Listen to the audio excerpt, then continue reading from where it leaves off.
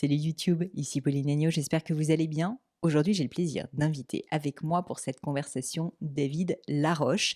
Pour ceux qui ne le connaissent pas, David Laroche est speaker, donc conférencier en français. Il est également entrepreneur, CEO du Paradox Group, un groupe qui va permettre à des entrepreneurs, à des leaders de se former, de devenir aussi la meilleure version d'eux-mêmes, de progresser dans leur métier de leader. Et puis, David est également coach, personnellement, bien sûr, puisque c'est sa passion première. Dans cet épisode, on a parlé de sujets que peut-être certains d'entre vous ont déjà vu David aborder, la confiance en soi, le fait qu'il était devenu quelqu'un de beaucoup plus à l'aise à l'oral, alors qu'initialement, quand il était plus petit, il était extrêmement timide et réservé, de tout le travail de la pratique délibérée, le fait de vraiment travailler un sujet pour s'améliorer de manière volontaire. Et David nous a donné énormément de très très bons exemples pour réussir à vous donner aussi l'envie d'utiliser cette pratique délibérée. Mais ce que j'ai trouvé surtout intéressant dans cet épisode, c'est qu'on a parlé beaucoup avec David d'entrepreneuriat, de business, et au final, c'est un sujet qu'il aborde peu. Donc, on est rentré dans le détail de son business à lui, du Paradox Group, de ses enseignements, de comment il avait évolué, de sur quoi il avait changé d'avis en tant qu'entrepreneur. Passionnant. Mais je ne vous en dis pas plus et laisse place à cette conversation avec David Laroche.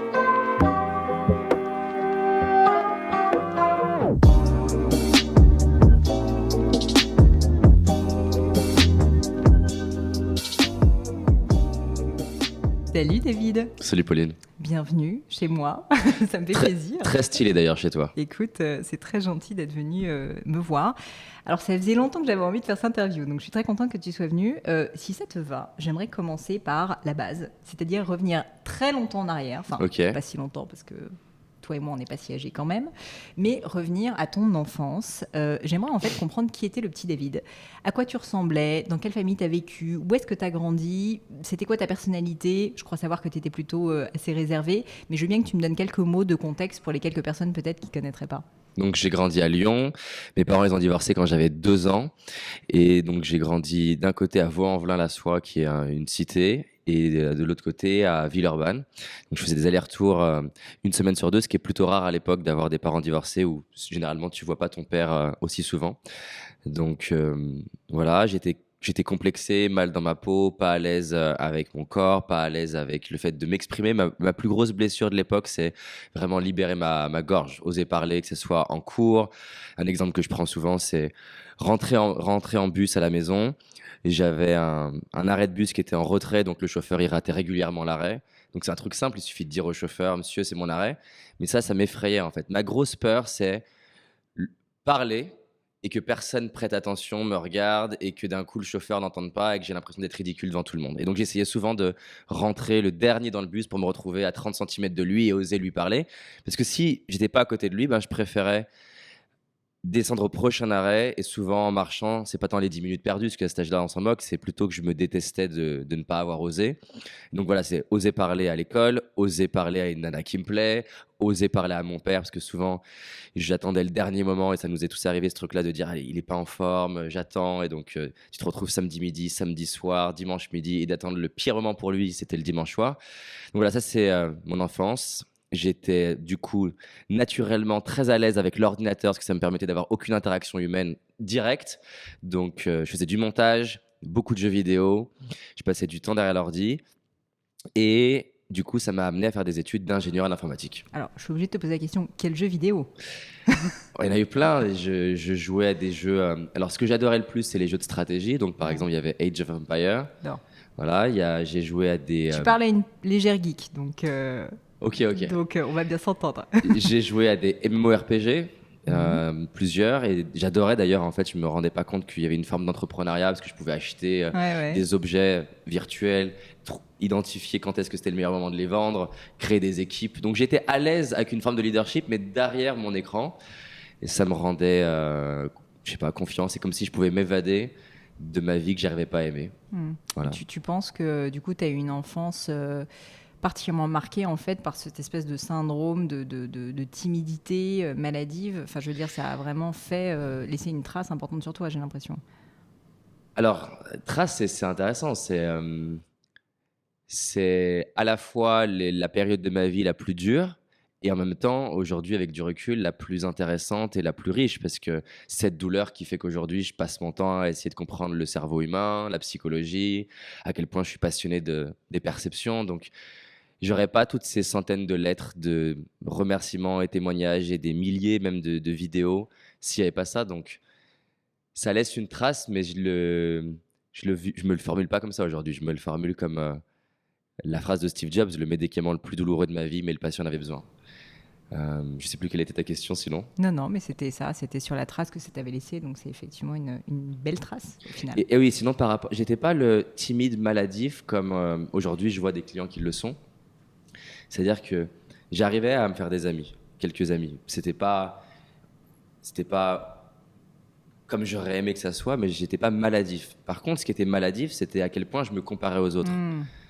Et donc en fait, c'est ça le truc, c'est que tu peux par exemple dans un sport être au milieu des gens, mais si tu te compares toujours au numéro 1, tu peux te sentir plus nul que celui qui est au troisième quart.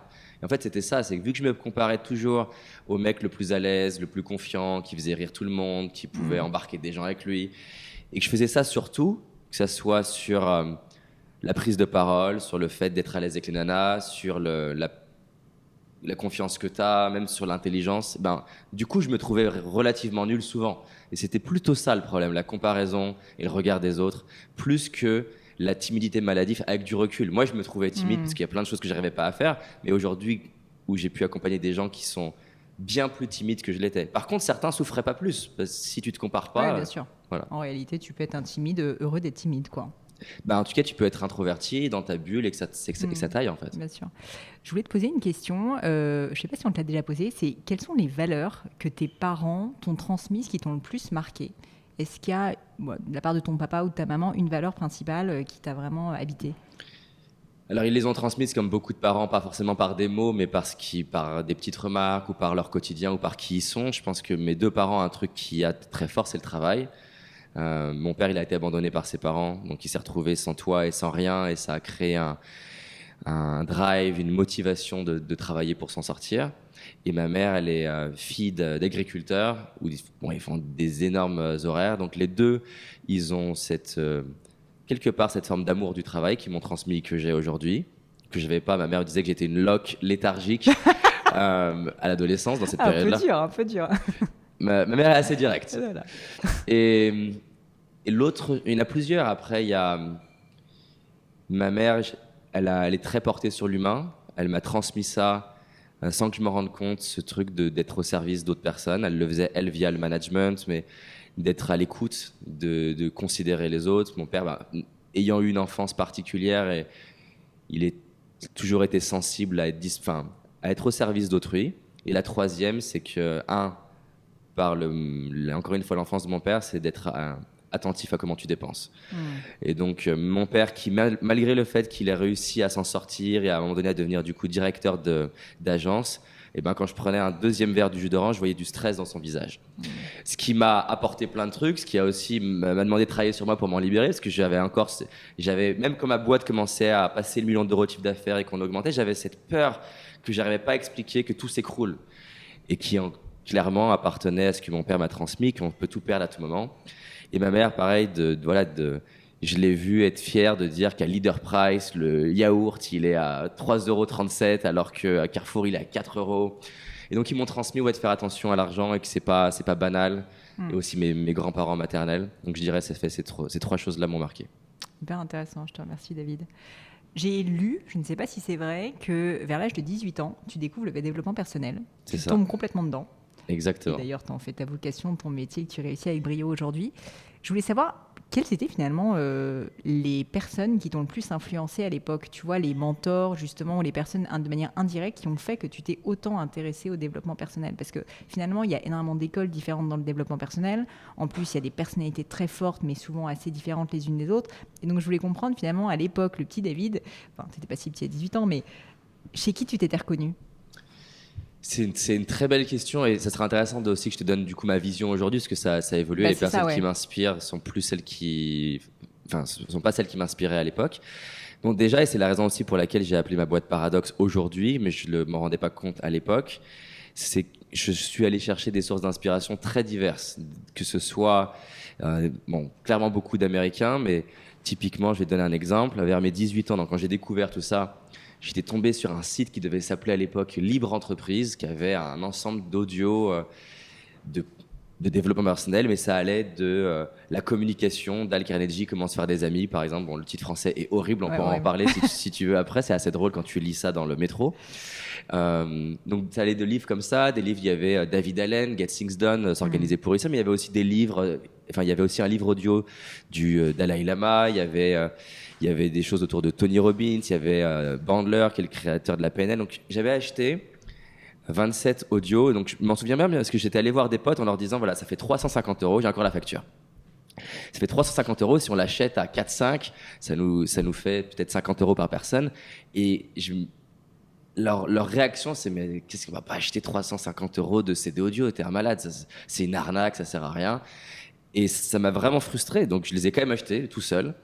Et d'ailleurs, j'en ai offert, je les ai dupliqués et donnés en MP3 à une majorité d'entre eux gratuitement du coup. Donc voilà, c'était un petit peu dans plein de directions. Et il y avait déjà à ce moment-là des choses autour de la productivité, du bien-être, de la confiance en soi, de la communication prise de parole en public et réussite en général. À 18 ans, j'ai été très inspiré par Tony Robbins. Et j'insiste, à 18 ans, beaucoup moins aujourd'hui, je pourrais te donner d'ailleurs les raisons si tu veux. Parce que ce qui m'a parlé chez lui, il faut savoir que il a démarré très jeune et donc j'ai pu me reconnaître dans ce côté jeune, on peut arriver à transformer sa vie. Parce que les autres, finalement, j'avais moins d'éléments liés à leur enfance. Et donc je me suis reconnu dans ce truc et cette rage aussi de transformer sa vie, en fait. Bon, et puis par ailleurs, moi j'admire aussi beaucoup Tony Robbins. Je trouve que c'est quand même juste un tribun extraordinaire. Et puis qui reste quand même, malgré le temps qui passe, encore beaucoup d'actualité. Enfin, c'est l'une des rares personnes qui a réussi déjà à construire un tel empire, mais avec une telle longévité. Enfin, c'est quand même assez exceptionnel. Je ne sais pas quel âge il a maintenant. Il a pas loin de 60. Ouais, tu vois. Et alors ça m'intéresse de savoir pourquoi maintenant ça t'intéresse moins. Enfin, tu te reconnais moins chez Tony Robbins. Alors encore une fois, hein, ce que tu viens de dire, c'est hyper important. Il est excellent en business, Ouais. il est excellent orateur, il est excellent en termes de sa manière des fois de vulgariser, simplifier certaines choses. Maintenant, donc, entre mes 18 ans et mes 33 ans, il s'est écoulé un certain temps. Et donc du coup, il y a plein de choses qu'il transmet où je suis pas forcément. En fait, je suis pas d'accord. Il y a même des études scientifiques qui vont challenger ce qu'il dit.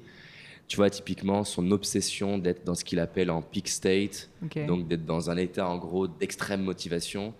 Et voilà, il y a des études qui montrent que c'est pas forcément vertueux pour le corps parce qu'en fait, dans le cerveau, il y a un phénomène d'homéostasie, c'est-à-dire qu'on est toujours en train de chercher une forme d'équilibre.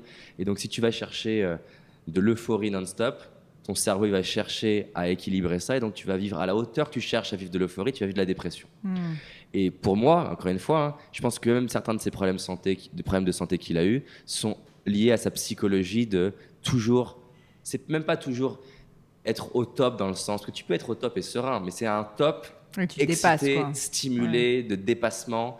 Et tout notre corps humain nous montre qu'on a un système sympathique, donc donc c'est le système qui nous permet d'avoir de l'adrénaline, du cortisol, du stress pour se mettre au combat, qui va nous permettre d'avoir de l'énergie, de l'adrénaline pour avancer. Les entrepreneurs, on a souvent un problème, c'est qu'on est beaucoup avec le système sympathique. Et on a le système parasympathique, rest and digest, donc repos et digestion. Et typiquement, tu as un phénomène d'équilibre, il n'y en a pas un qui est mieux qu'un autre. Pareil pour le muscle, si tu fais que tirer sur ton muscle qui ne se repose pas, il ne va pas pouvoir se développer. Et je pense que des fois, il a changé, il est de plus en plus dans intégrer de la gratitude, de la respiration, et je pense que sa femme là-dessus elle lui apporte, mais il part de très loin dans un côté bourrin et rouge et déterminé, ce que j'avais besoin à mes 18 ans clairement, mais il y a des endroits où je vais être un petit peu en désaccord. Je pourrais te donner d'autres exemples, hein, d'éléments scientifiques, par exemple la visualisation. Il y a des choses qui je sais pas si ça t'intéresse, si tu veux que j'aille. Si, avec plaisir, au contraire. Ok, donc par exemple, moi j'ai été très très visualisation et ça fait partie des concepts un peu forts du développement personnel, que tu visualises ce que tu veux réaliser. Et t'as des histoires qui sont diffusées, comme celle de Jim Carrey qui fait son premier chèque à lui-même, je crois que d'1 million de dollars et qui va finir par le réaliser. C'est lui-même qui le raconte, c'est une vraie histoire. Mais bon, c'est un biais cognitif de prendre juste un exemple et d'en tirer une conclusion. Et il y a des études qui montrent qu'en fait, la visualisation, c'est plus complexe que ça. Ils prennent 3 groupes d'étudiants, ils leur disent choisissez une activité, ça peut être arrêter de fumer, se mettre au sport, réviser pour un examen. Et donc, il y a le groupe de contrôle, aucune instruction particulière, vous faites comme vous voulez. Il y a le groupe numéro 2, vous allez visualiser dans le sens classique que tu retrouves partout dans le développement personnel. Donc, tu visualises l'objectif atteint et le plaisir que tu ressens physiquement quand il est atteint. Donc, tu t'imagines avoir perdu du poids, avoir arrêté de fumer, avoir ton bac. C'est le groupe numéro 2. Et donc, déjà, ils essaient de voir qui performe le mieux. Et en fait, globalement, le groupe qui performe le mieux, c'est le groupe numéro 1, celui à qui on donne aucune instruction particulière. Pourquoi ? Parce qu'en fait, ce phénomène de c'est déjà fait et je vais tellement réussir passe au-dessus du seuil de confiance qui est sain, ça devient une hyper confiance et donc je vais moins m'entraîner, je vais moins préparer mon bac, mon oral, je vais moins anticiper le fait que je suis pas forcément prêt, et je vais arriver et l'hyper optimisme crée de l'hyper tragédie. Et le groupe numéro 3 qui est hyper intéressant, ils vont reprendre ce que fait le groupe numéro 2, donc visualiser l'objectif atteint, visualiser que c'est réussi, comment tu te sens, pour créer cette forme de je peux le faire, cette confiance, cette énergie de je vais y aller. Mais ils vont rajouter une étape qui est importante, qui a plusieurs noms. Elle s'appelle soit mental contrasting, donc le contraste mental, ou alors pré-mortem. Donc l'idée du pré-mortem, ça vient du post-mortem à la mort. T'es mort, comment ça se fait que t'es mort ? Là, c'est si tu mourais, qu'est-ce qui pourrait faire que tu meurs ? Donc la question c'est, ok, maintenant que tu vois que tu as perdu du poids, t'y es, ok, super, ressens que tu peux le faire, t'y es, bravo. Qu'est-ce qui pourrait t'empêcher d'y arriver ? Et pas pour se déprimer, de manière objective, voir les obstacles. Peut-être que tu as ta meilleure amie qui a toujours des glaces à te proposer. Et il ne s'agit pas d'être dans l'hyper-confiance à penser qu'elle ne va pas le faire pendant que tu visualises, elle va le faire. Et donc là, en face de chaque obstacle, ils vont les faire visualiser. Qu'est-ce que tu pourrais faire si ça arrive ? Jusqu'à ce que quand tu visualises l'objectif et que tu visualises les obstacles, tu sois confiant et serein. Et ça, tu as des taux de performance qui sont dingues. Et ça s'applique dans préparer une interview ou préparer un pitch, aller voir des investisseurs. Imaginez les pires questions qu'ils peuvent te poser. Tu vois les investisseurs te les poser. Tu te vois respirer. Tu te vois. Est-ce que tu réponds par une question ? Est-ce que tu réponds avec une histoire que tu connais ? Et ça rend très performant. Dans le sport de haut niveau, c'est très utilisé. Alors, tu me fais une belle transition parce que je voulais parler entrepreneuriat avec toi. C'est le sujet qui me passionne et c'est drôle parce que ce que tu évoques, je ne connaissais pas du tout le concept, mais moi, j'appelle ça à ma manière un peu pataude de l'optimisme pragmatique. C'est-à-dire qu'il faut être optimiste parce qu'il faut quand même rêver un peu, tu vois, emmener les gens. Exactement. Mais en même temps, il faut être extrêmement pragmatique et donc voir la réalité des obstacles qui sont face à toi et notamment aussi le timing potentiel en général de rajouter, parce qu'on sait que tout est toujours un petit peu plus long et compliqué que prévu. Et je dois dire que c'est un truc que nous, on essaye d'appliquer beaucoup chez Gemio, c'est-à-dire que juste être pessimiste, ça ne sert pas à grand-chose, c'est un peu déprimant, et tu ne fais pas de grandes choses comme ça. Mais d'un autre côté, le suroptimisme, c'est pas non plus ça la panacée, quoi. Et d'ailleurs, ce que tu dis, c'est hyper vrai, parce qu'ils ont même exploré ça avec d'autres formes d'études, et en fait, ils se sont rendus compte qu'encore une fois, c'est globalement vrai, on va toujours trouver des contre-exemples, hein. Mais en moyenne, ce qui va remarquer, c'est qu'un optimisme de but, c'est en fait le combo d'un optimiste de but et d'un pessimiste de chemin, c'est le mieux. C'est-à-dire qu'en gros, on va y arriver, on peut le faire, on en est capable, mais ça va peut-être être plus dur que prévu et donc anticipons ça. Et le combo des deux, c'est ce qui, encore une fois, globalement est le plus pertinent. Écoute, je suis assez rassurée parce que tu me dis, je me dis que je mène pas si mal ma barque. Mais je voulais plutôt parler de Paradox, ta boîte. Alors, pourquoi est-ce que tu as fondé cette entreprise et quelle est sa mission ? Yes. Donc déjà le nom, souvent je galère avec les noms, c'est le seul nom de toute ma vie où j'ai eu un coup de cœur immédiat et c'était le nom que je voulais un nom qui puisse être français-anglais, je voulais un nom qui soit court, je voulais un nom qui soit sexy, je voulais un nom qui ait du sens. Ce qui n'est pas évident pour moi à trouver tout en même temps. Et en fait c'est le mot que j'utilise le plus dans toutes mes formations avant d'avoir trouvé le nom de l'entreprise, parce que ce qu'on vient de voir c'est un paradoxe, c'est-à-dire rêver grand en mode tout est possible et en même temps être capable d'être pessimiste et intégrer le et pas un ou, c'est pas évident. Et donc ça, on va le voir dans plein d'endroits. Un bon communicant, c'est quelqu'un qui sait autant s'exprimer, mais c'est aussi quelqu'un qui va savoir se taire, faire des silences. Un bon parent, en tout cas un parent qui accède à ses pleines ressources, c'est quelqu'un qui va savoir être parfois dans le soutien, présent, à l'écoute, dans la considération, mais parfois il va savoir être absent, qui va savoir challenger, qui va savoir être ferme. Et donc c'est un et pas un ou. Il s'agit d'être un gentil parent ou un méchant parent. En fait, c'est un et. Tout au mauvais moment est mauvais en fait, et tout à certains moments peut être bon. Donc voilà déjà pourquoi Paradox. Super intéressant. La mission de Paradox, c'est d'aider les individus ou les organisations à aller au bout de leur vraie ambition. Et j'insiste sur le mot vraie ambition parce que moi ça m'inspire pas. Par exemple, on a un de nos clients, voilà, il a créé 21 sociétés, il a créé plein de boîtes qui ont cartonné, mais en fait il s'est rendu compte qu'il faisait tout ça pour prouver quelque chose à son père, qu'il avait beau créer des boîtes, ça changeait rien vis-à-vis de son père, et qu'en fait la seule chose qu'il cherchait, c'est se reconnaître lui-même. Et donc Moi, ce qui m'intéresse, c'est d'aider des entrepreneurs, par exemple, à aller vraiment créer la boîte qui les inspire eux et pas la boîte qui va inspirer leurs parents ou la société ou le truc qui va correspondre au dogme. Et donc, aller au bout de ce qui est vraiment important pour soi et se donner les moyens. Et mes deux mots favoris, c'est performance et bien-être. Et comment tu arrives à concilier les deux. Et donc, ça prend 3 formes. On a une école de coaching où on forme les managers, entrepreneurs ou des particuliers aux outils du coaching, soit pour devenir coach, soit juste pour les intégrer dans leur métier au quotidien. On a des programmes d'accompagnement pour CEO pour les aider soit sur le leadership, prise de parole, ou tout ce qui va être croyances limitantes et les blocages qu'on peut avoir ou les plafonds qu'on s'impose. Et ça va être aussi des formations e-learning où on essaye d'être de plus en plus dans un hybride vidéo et suivi. Voilà. Alors, j'ai plein de questions. Okay. La première question qui me vient à l'esprit, c'est tu t'es fait quand même beaucoup connaître via le B2C, donc via toute la communication que tu réussis. Honnêtement, je suis hyper impressionnée parce que tu arrives à produire comme contenu. Enfin, moi-même, pour avoir une marque de joaillerie, je sais que c'est très difficile de faire des contenus aussi qualitatifs que ce que tu arrives à réaliser. Et donc, globalement, tu es très bon avec le B2C. Et là, pourtant, tu as choisi de créer une boîte qui marche très bien en plus, sur du B2B, c'est-à-dire sur des personnes qui sont des dirigeants d'entreprise ou des managers au sein d'entreprise. Donc tu vends à une entreprise, quoi, concrètement. Et du coup, je voulais savoir qu'est-ce qui avait fait que tu avais fait ce choix de shift entre finalement là où tu avais finalement ta notoriété, on va dire, versus le business. Alors déjà, je fais 3 groupes différents. Pour moi, il y a vraiment le B2C, l'individu. Nathalie, 41 ans, infirmière. Le pur B2B, aller voir une entreprise et vendre une prestation pour les managers. Et pour moi, quand on s'adresse au CEO, c'est un marketing qui ressemble beaucoup à un marketing B2C. Parce qu'on s'adresse quand même à l'individu, même si bien sûr il va facturer avec son entreprise, c'est quand même très proche d'un marketing B2C. D'accord. Ça va demander une communication différente, mais ça se ressemble beaucoup. Alors, on a toujours beaucoup de produits B2C et typiquement, beaucoup de personnes de l'école de coaching sont des gens qui sont des individus, typiquement, donc B2C.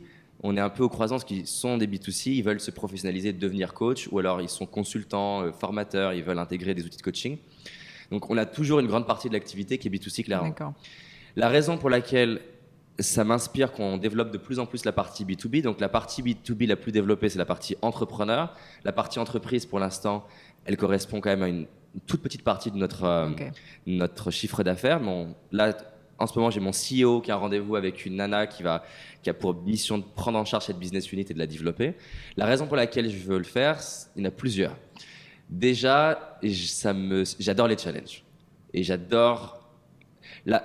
J'ai jamais rêvé d'être entrepreneur, mais en fait, ce que j'aime dans l'entrepreneuriat, c'est que ça me force à apprendre plein de choses. Donc, j'ai fait le tour un peu de plein... En fait, en 2017, je me suis rendu compte que je suis tombé sur une feuille que j'avais fait en 2012. C'est un bel exercice. D'ailleurs, si tout est possible, tu veux quoi à 5 ans? Je m'étais dit, je veux faire un one-man show, je veux rencontrer telle et telle personne, je veux tel chiffre d'affaires, tel nombre de vues. Et 90% de cette liste est réalisée. Et en fait, en 2017, je me suis dit, est-ce que la suite, c'est juste mettre des zéros de plus à tout ça, ou est-ce que c'est autre chose? Et ça m'ennuie, en fait, juste des zéros de plus, parce qu'au bout d'un moment, c'est la même chose. Une salle entre 600 et 1000 personnes, ça change pas grand-chose.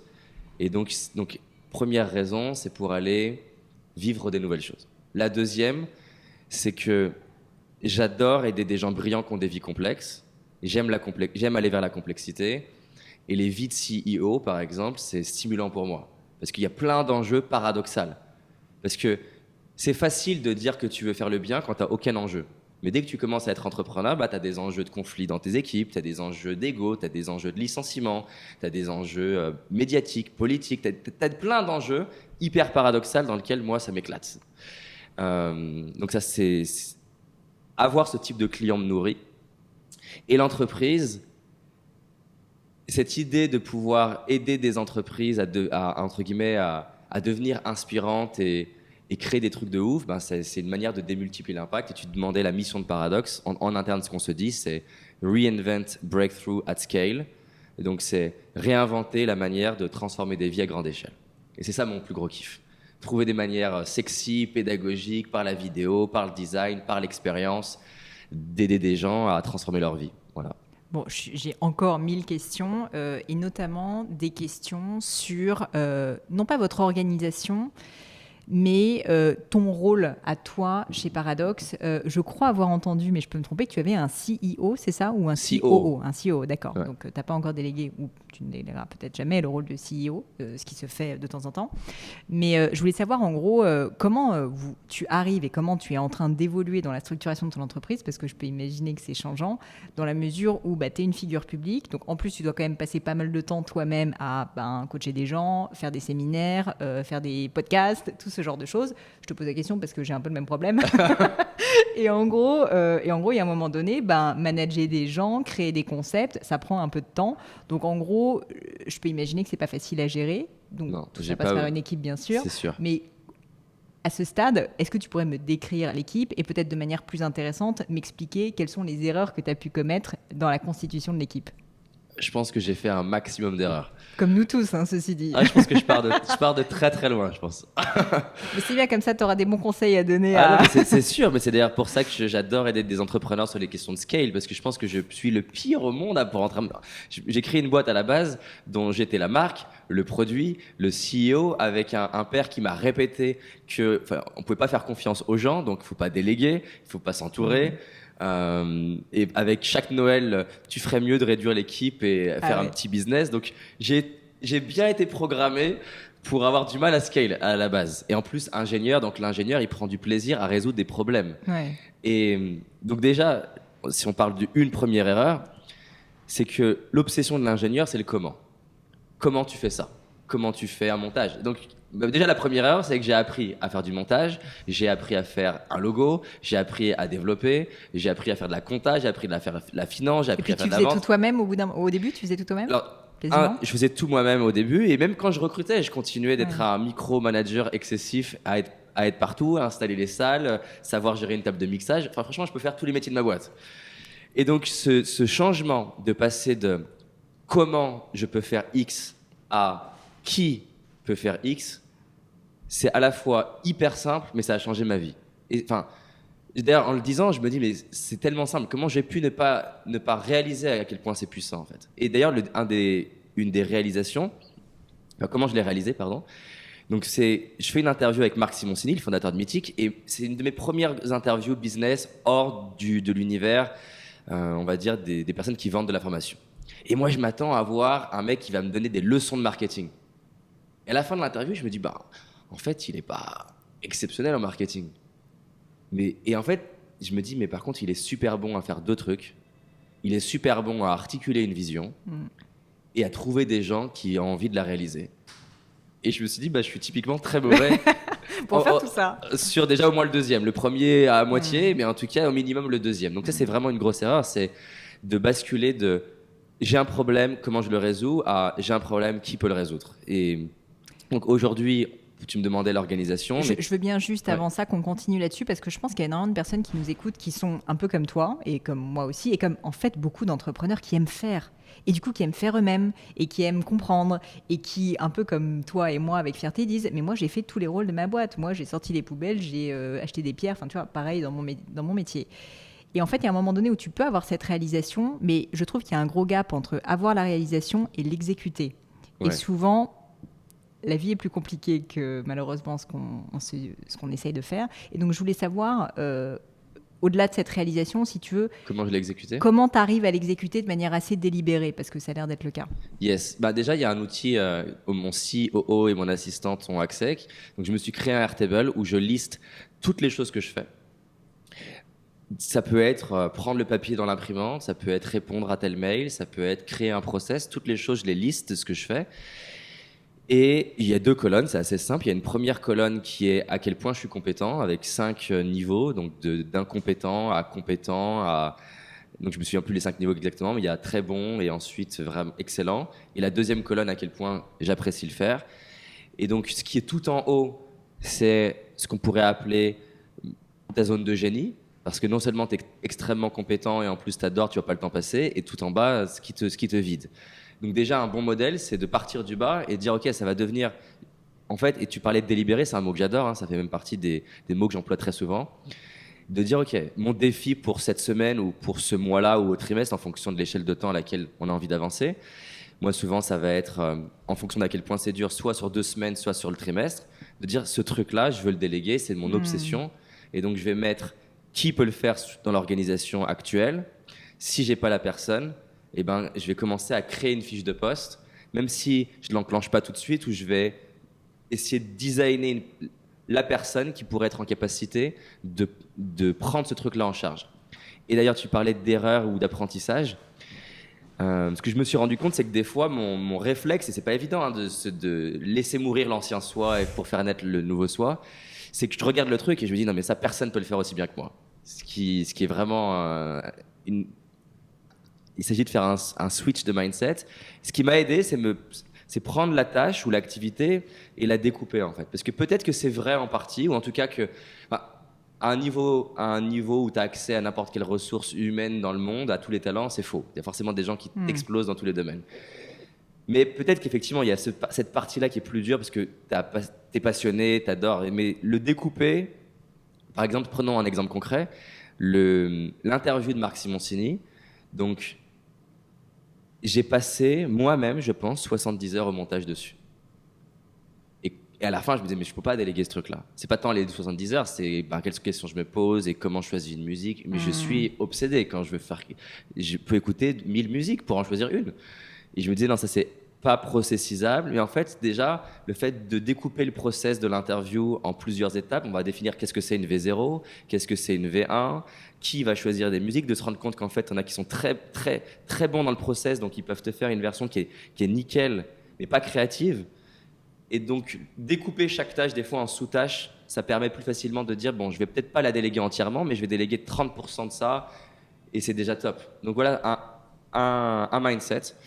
Qui est hyper intéressant et je te remercie parce que je pense que peu de gens ont cette idée en fait de découper si tu veux la tâche en sous-segments et du coup en fait de garder quand même certaines tâches peut-être à haute valeur ajoutée sur lesquelles ils n'ont pas forcément les ressources ils n'ont pas forcément les ressources parce que tu disais toi-même oui avec des ressources illimitées on peut avoir Bill Gates et encore pas sûr pas sûr mais bon des gens très bons ou tu vois Spike Lee comme monteur mais bon tout le monde n'a pas les ressources illimitées et quand tu crées ta boîte il y a un moment donné il faut quand même faire des choix aussi au niveau du business donc c'est vrai que le fait de le découper je trouve ça assez intéressant pour réussir à déléguer mieux quoi sans avoir peur de perdre quand même la qualité et le contrôle.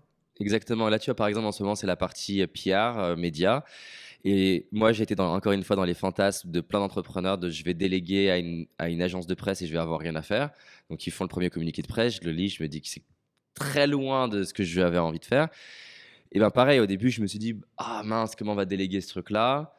Et me rendre compte que finalement, relire un communiqué de presse, c'est des étapes. C'est-à-dire qu'il y a l'accroche déjà, il y a des mots interdits. Donc, on a créé un notion de mots interdits pour la boîte avec 3 colonnes. Les mots, deuxième colonne, à quel point ils sont interdits, en quel point on ne veut pas qu'ils soient utilisés. Et 3, pourquoi ils sont interdits, avec dedans aussi une explication de quoi dire à l'agence de presse ou au journaliste pour lui expliquer pourquoi c'est dans son intérêt aussi à lui de ne pas utiliser ce mot-là, par exemple. Donc, en fait, d'un coup, ça réduit moi mon temps, c'est-à-dire que je suis encore investi pour une dernière relecture, mais il y a quelqu'un qui vérifie que tous ces mots-là ne soient pas utilisés et qui va continuer de les documenter.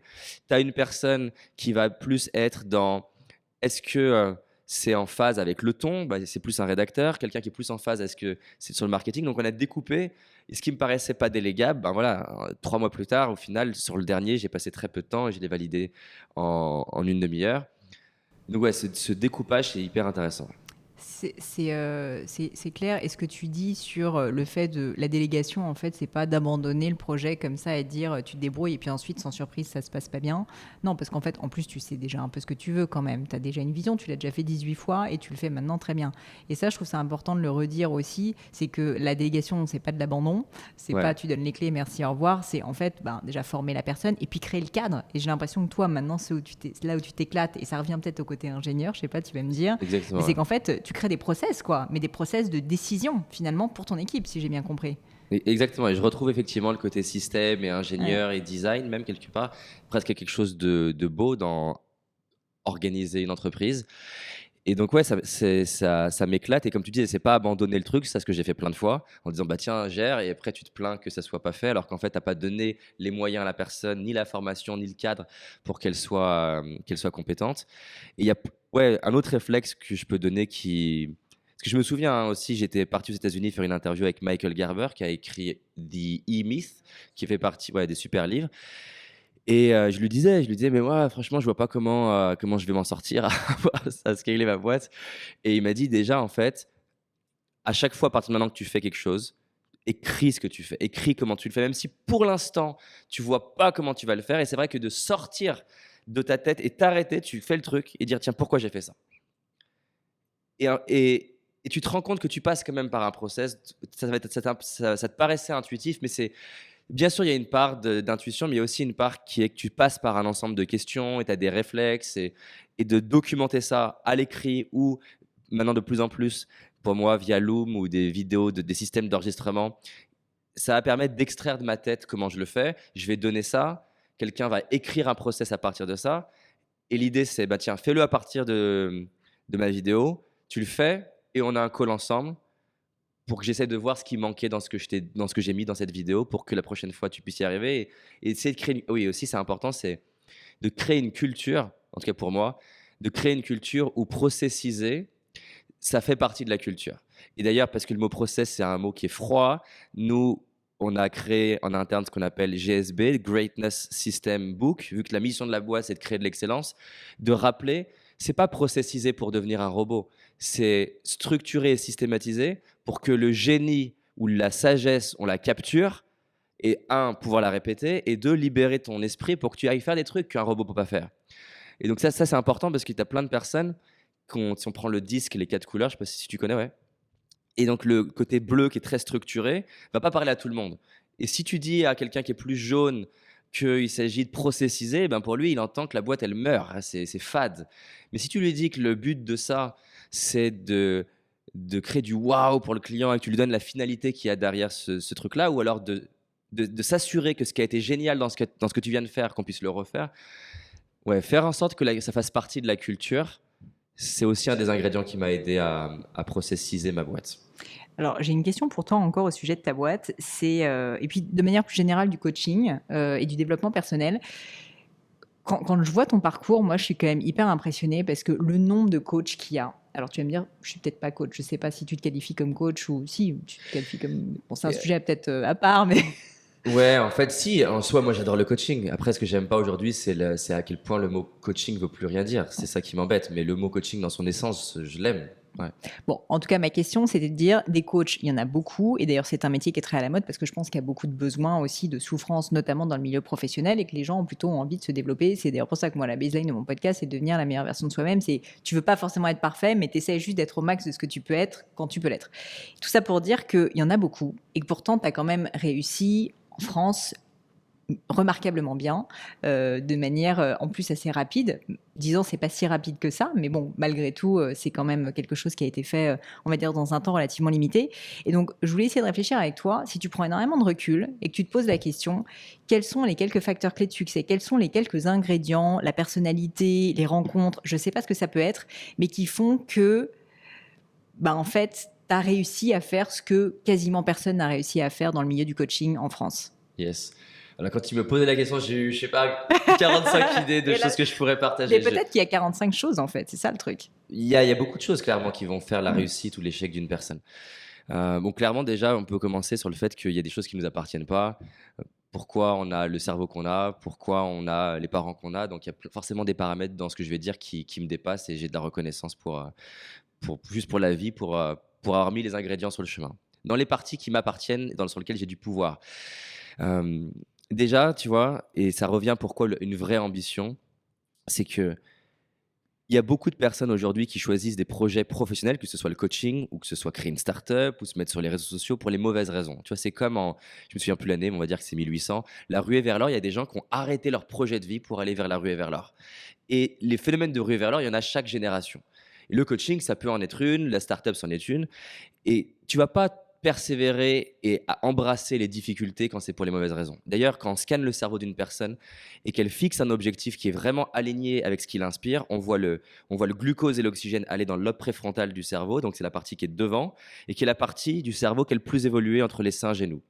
Et quand on regarde sur Wikipédia, les missions du lobe préfrontal sont, et c'est assez dingue, le lobe préfrontal, il est là pour réguler tes émotions, il est là pour te permettre d'avoir de l'intuition, d'avoir de l'empathie, de voir le monde au travers des yeux de l'autre, de planifier, d'organiser, d'avoir une vision, d'être persévérant, d'être bon communicant, d'être stratège. Donc bref, beaucoup de choses qu'on va mettre dans la case de ce qui permet de réussir ou d'être une meilleure version de soi-même est possible dans le lobe préfrontal, parce qu'en fait, c'est la partie la plus évoluée du cerveau humain. Et donc, quand tu fixes un but qui t'inspire vraiment, tu as accès à des ressources en toi qui sont largement supérieures à l'inverse, quand tu fixes par contraste, quand tu fixes un but dont la seule motivation, c'est éviter la souffrance ou rechercher le plaisir, et ben en fait, ça va solliciter plutôt une partie qui s'appelle l'amygdale dans le cerveau et qui en fait te motive simplement, c'est un phénomène proie-prédateur, éviter le prédateur, aller chercher les proies. La proie, ça va être des trucs très primitifs, hein, se nourrir, se reproduire, obtenir de la reconnaissance. Et forcément, quand ton objectif, le moteur, il vient de je veux obtenir de la reconnaissance, je veux éviter mon emploi au travail et que tu penses échapper à la souffrance, tu vas abandonner très très vite. Je vais prendre juste des exemples rapides. Louis de Funès, jusqu'à 30 ans, on dit qu'il sert à rien et que c'est une loque, jusqu'à ce que par hasard, il soit bénévole dans un film. Et là, coup de cœur. Mais pas coup de foudre, coup de cœur. Parce que le coup de foudre, ça dure pas. C'est facile de dire ah, j'adore ce projet-là, j'ai envie de créer ma start-up, j'ai envie de faire du coaching. Parce que tu vois les avantages de faire du coaching ou les avantages d'avoir une marque personnelle publique. Mais tu vois pas les inconvénients. Et le vrai amour, pas le coup de foudre, c'est quand après 10 ans de mariage, tu vois ta femme ou ton mari et les trucs qui t'embêtent chez elle ou chez lui, et que malgré ça, tu as envie de continuer. Là, tu sais que tu aimes quelqu'un ou que tu aimes un projet quand tu aimes les deux. Moi, Voire, j'aime. Comment? je me permets de dire, même, je parle peut-être plus d'amour là, mais plus tu connais la personne, plus tu l'aimes. Exactement, et c'est le véritable amour, pas l'amour Instagram. Moi, le coaching, je l'aime vraiment. Et je l'aime en incluant toutes les fois où après un coaching, je me suis senti moins bon. Toutes les fois où j'étais face à un cas de coaching plus complexe, un viol, la perte d'un enfant, où t'es pas bien. Parce que la théorie, c'est super. Et donc, j'aime pas le coaching pour uniquement la partie belle du coaching. J'aime tous les aspects du coaching, même la partie douloureuse du coaching. Donc, ça, c'est important. Ça paraît banal, mais ça l'est pas en fait. Si tu choisis un projet pour lequel t'es pas prêt à dédier 10 ans de ta vie, moi, les gens, ils pensent, il y a plein de gens qui pensent que j'ai fait ça parce que c'était une opportunité. Ils comprennent pas. Je vais faire du coaching jusqu'à mes 90 ans. Je veux pas faire autre chose. J'adore ça. Et donc, quand tu es prêt à faire quelque chose, peu importe le temps que ça prend, les difficultés qu'il y a sur le chemin, déjà, les chances que tu réussisses, elles sont tellement plus élevées. Donc ça, c'est un gros facteur. Charles Darwin, pareil, soi-disant pas intelligent et qui servait à rien, son père s'inquiétait. Alors qu'en fait, depuis l'enfance, il, ré- il fait un truc très chelou, il ramène à la maison des cadavres morts d'animaux ou des espèces végétales. Ça ne sert absolument à rien en apparence. Et un jour, il voit une affiche, c'est marqué Tour du monde, chance de mourir très élevée, non rémunérée. Et il y va. Pourquoi? Parce que la mission, c'est d'aller récolter des espèces vivantes ou mortes pour les étudier. Et c'est dans ce voyage qu'il va écrire The Origin of Species. Mon point, il est de dire qu'il y a des trucs, tu ne peux pas expliquer pourquoi, intrinsèquement, tu es motivé pour ça. Donc si tu n'as pas ça, c'est mort. Et il y a plein de coachs, ils n'ont pas ça. La deuxième chose, tu as employé un mot tout à l'heure, délibéré. C'est que c'est une chose de dire j'aime quelque chose, c'est une autre chose d'être délibéré dans sa pratique et dans son progrès. Et il y a plein d'études à Harvard, ils ont essayé d'étudier, il y a 900 scientifiques d'Harvard qui ont étudié les top performers dans toute industrie, le piano, la musique, l'entrepreneuriat, les pompiers, etc. Et ils se rendent compte qu'en fait, contrairement à la pensée populaire, practice makes perfect, donc la pratique rend parfait, c'est faux. C'est-à-dire que la pratique, au début, t'es nul, elle fait progresser. Donc, tu sais pas parler anglais, tu vas aux États-Unis, tu progresses vite.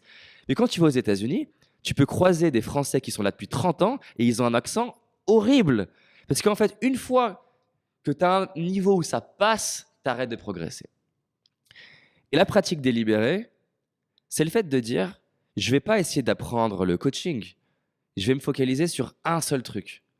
Et d'ailleurs, développer une activité, c'est même pas développer que le métier du coaching, c'est développer ma casquette de marketeur, ma casquette d'entrepreneur. Et donc, un deuxième facteur de réussite, c'est cette obsession que j'invite tout le monde qui nous écoute à avoir sur, au lieu de se disperser sur plein d'éléments à la fois, et c'est oppressant, de se dire, qu'est-ce que c'est un coach? Un coach, c'est quelqu'un qui sait déjà poser des super questions. Je vais passer un mois à être obsédé sur un seul truc, améliorer mon questionnement. Puis peut-être le mois suivant, sur comment je respire. Parce que tu peux poser une bonne question, mais si tu n'es pas présent avec ton coaché, il va rien se passer. Ça se trouve le mois suivant sur c'est bien de savoir coacher, mais est-ce que tu as une offre qui est sexy? Donc voilà, ça c'est un deuxième facteur. Être délibéré sur un élément à la fois, et c'est prouvé scientifiquement, ça s'appelle la pratique délibérée, de progresser sur un ingrédient à la fois. Dans une troisième Elle a peut-être. un troisième. Allez. Mais je reviendrai sur la pratique délibérée juste après. Un troisième qui est pas évident, et c'est un combat permanent pour tout être humain sur cette terre, c'est nos émotions, c'est à la fois ce qui met un peu de couleur dans notre vie d'être humain, mais c'est aussi très souvent notre pire ennemi dans nos décisions. Et pas seulement, on entend parler dans le développement personnel que j'aime pas, uniquement des émotions négatives, alors qu'il n'y en a pas réellement. C'est un signal, c'est désagréable, mais c'est pas négatif. Euh, on entend parler d'uniquement cette partie-là. On n'entend pas parler à quel point c'est dangereux aussi. On en a parlé tout à l'heure avec l'euphorie. À quel point, en fait, tout ton dégradé d'émotions, qui aille de peur, tristesse, colère à cette excitation, euphorie, hyper enthousiasme, les deux sont dangereux. Parce que quand tu viens, par exemple, de faire une super interview et que tu te sens fier, mais pas la fierté qui est de l'estime pour toi, une fierté qui est centrée, qui est entre toi et toi-même, une fierté qui est entre toi et les autres, où tu te dis putain, j'ai été vraiment trop fort. Et là, ça nous est tous arrivé, tu te balades dans la rue, tu as de la musique dans les oreilles et tu marches avec les yeux au-dessus de l'horizon, en mode putain, je suis vraiment trop stylé. Et tu sais, quand tu es comme ça, quand tu te ressasses le film de ta performance en te trouvant trop cool, tu as eu de la répartie, tu as été. Quand tu es là-dedans, c'est dangereux. Parce que quand tu es là-dedans, tu n'es plus en train d'apprendre. Tu n'es pas en train de te demander comment j'accomplis mon objectif. C'est aussi dangereux que quand tu es dans la tristesse. Aussi. Et en fait, c'est pas grave, mais c'est un signal. De la même manière que la tristesse, c'est un indicateur de je perçois que j'ai perdu quelque chose. La peur, c'est je perçois que je vais plus perdre que gagner et plus souffrir que avoir du plaisir. Donc, un autre élément qui m'aide, c'est d'être hyper attentif à mes cycles émotionnels quand je suis en train de m'exagérer, de me rappeler où est-ce que je suis nul. D'ailleurs, c'est pour ça souvent qu'on se met en couple, hein, c'est que quand tu rentres à la maison et que tu te la pètes, tu as ton mari ou ta femme ou tes enfants ou quelqu'un qui te ramène sur terre comme ça. Mais le mieux, c'est que ce soit toi qui te ramène sur terre. C'est pas évident, mais ça gagne beaucoup de temps. Et c'est valable dans l'autre sens. Donc, de la même manière que je me demande, quand je vais me sentir au-dessus de ma ligne d'horizon, David, où est-ce que tu foires pour ramener à l'humilité? De l'autre côté, quand j'ai l'impression d'être une merde et pas avoir réussi, de me rappeler que c'est une fraction de la réalité. Qu'est-ce qui marche dans ma vie? Qu'est-ce qui fonctionne pour me ramener aussi à l'humilité? Parce que c'est dans l'humilité que tu es dans la certitude, la présence, tu as accès à tes intuitions et tu es dans la performance en fait. C'est cet espace de flow. Le flow, tu n'es pas connecté à est-ce que les spectateurs ils m'applaudissent? Tu es branché sur ton objectif, tu n'as pas de bruit intérieur. Et voilà, ça, c'est un truc qui m'obsède. Comment tu rentres le plus possible dans cet espace de flow? Qu'est-ce que tu as mis en place pour réussir justement à identifier, tu vois, ces mécanismes automatiques? Parce que souvent, quand on est pris dans l'émotion, en fait, on s'en rend pas compte, quoi. C'est ça aussi le souci. Et donc, toi, j'ai l'impression que tu as vraiment réussi à les identifier, en tout cas, que tu essayes de faire en sorte de manière délibérée de les identifier. Est-ce que tu as mis en place des pratiques, peut-être méditation, peut-être d'autres choses, pour justement essayer de se dire, non, là, en fait, je suis en train de partir en vrille. Il faut que j'arrive à remettre un peu les pieds sur terre. Au-delà de ton épouse, qu'on remercie, et C'est ça. que toutes les épouses et tous les hommes, tous les maris, qu'on remercie. Ben, en fait, c'est si les émotions à l'intérieur de nous, c'est comme si ça avait une tonalité. C'est comme un musicien qui dirait tiens, ça sonne juste ou ça sonne faux. Si t'es pas entraîné, tu as du mal à les entendre. Donc un exercice, c'est de mettre souvent de la conscience sur les sensations physiques, comment est mon ventre, comment je respire, où est-ce que je suis tendu, détendu. Parce que plus vite j'en ai conscience, j'aime bien dire que le meilleur moment pour gérer le gremlin, c'est quand il est petit. Et souvent, quand tu as un conflit avec ta femme ou ton mari ou un collègue ou quoi que ce soit, tu t'es pas rendu compte que le gremlin s'y grossit en toi. Et tu te rends compte une fois qu'il est très très gros. C'est là où tu dis les phrases de trop, où tu te fermes, où tu n'es pas performant. Donc mettre de la conscience sur ça commence comment en moi. Bah tiens, moi par exemple, ça va être souvent le ventre qui va se serrer. Prendre conscience que mon ventre se serre, ça me permet, donc ça c'est plutôt quand je vais être en dessous du seuil de neutralité, ça va me permettre de créer des réflexes dans le cerveau. Pour arriver à ancrer des routines, c'est un modèle en 3 R, rappel, routine, récompense. Donc c'est un modèle qui est hyper puissant parce que les habitudes et les routines ne sont pas stockées au niveau cognitif. Donc ce qui fait que tu as un réflexe, c'est pas en y réfléchissant, c'est de manière automatique. Et on se rend compte que la mémoire explicite, donc la mémoire que tu sollicites cognitivement quand tu te rappelles où tu es allé manger au restaurant, n'est pas utilisée pour les habitudes, C'est une mémoire qui est implicite, qui n'est pas stockée au même endroit, elle est stockée dans ce qu'on appelle le ganglion de base. Et bref, ils se sont rendus compte que la manière dont c'est stocké, c'est que la routine, elle a besoin d'être pris en sandwich par un rappel qui rappelle la routine et une récompense. Pour prendre des exemples concrets, qu'elles soient vertueuses ou non, je suis stressé, rappel, je ressens mal au ventre, je suis stressé, routine, je prends ma cigarette, récompense, et ça va se passer inconsciemment. La bonne nouvelle, c'est que ça marche de manière limitante ou vertueuse. Et donc, par exemple, créer une routine, j'ai mal au ventre, disons rappel, routine, longue expire qui active le système parasympathique. Donc, je vais faire inspiration par le nez, expire longue. Et récompense, ça peut être de me parler à moi-même et de me dire yes. Parce qu'en fait, il s'est prouvé que le simple dialogue intérieur de se valoriser soi-même, ça libère un peu de dopamine. Et la dopamine, c'est un neurotransmetteur qui est essentiel dans le phénomène des habitudes et des addictions. Le café, la coke, la musique même, ça libère de la dopamine. Et donc, Instagram libère de la dopamine. Et donc, se valoriser soi-même, ça libère pas autant que la coke, hein, mais ça libère un petit peu de dopamine qui va t'aider la prochaine fois de manière automatique à je suis stressé, je respire. Je suis stressé, je respire. Donc, j'essaie de mettre beaucoup de conscience sur ce qui se passe dans mes sensations physiques. Ça, c'est ma première chose. Et j'essaie aussi après coup, parce qu'en fait, souvent, l'être humain, il aime bien dissocier les choses. Donc, par exemple, si, imaginons, je suis en formation, j'ai quelqu'un qui vient me voir. Donc ça ne m'arrive pas heureusement, hein, mais c'est un exemple virtuel. J'ai quelqu'un qui vient me voir et qui me dit David, c'est super ce que tu fais, ça m'a vraiment aidé à faire X ou Y. Je te remercie beaucoup pour telle compétence. Franchement, je suis admiratif de ça. Et que je lui réponds non mais en fait, t'as aucune idée d'à quel point je suis exceptionnel. Qu'est-ce qui va se passer en lui? Il va naturellement avoir envie de me défoncer. Et ce phénomène-là que je viens d'exagérer, où je vais me faire défoncer par la personne, si je dissocie les points, je peux dire putain, mais j'ai pas eu de chance, la personne m'a critiqué. Mais si je refais le film à l'envers, elle ne m'a pas critiqué par hasard. Le moment de critique est la conséquence du moment où je me suis exagéré. Et refaire le film et ancrer que ces deux points qui sont ensemble. Moi, je les ai déconnectés, mais c'est ensemble. Et c'est la même chose. Souvent, quand tu te mets à réussir, c'est pas facile de rester humble quand tu te mets à avoir de la reconnaissance et de l'argent. Mais en fait, tu as l'impression que ce moment tragique où on t'a défoncé, il était la conséquence de juste pas de chance. Mais en fait, c'est pas pas de chance. C'est que tu as programmé ton fall, tu as programmé ta descente par ton excès de fierté, en fait. Et il y a beaucoup. C'est pour ça qu'entre faire un tube et être un artiste qui dure, bah, c'est la capacité beaucoup à gérer ton ego, en fait. Donc j'aime bien aussi essayer de faire le film à l'envers dans les moments où il m'est arrivé une tragédie, qu'elle soit toute petite ou grande, de me dire tiens, objectivement, j'étais comment? Mais ça peut être dans une décision.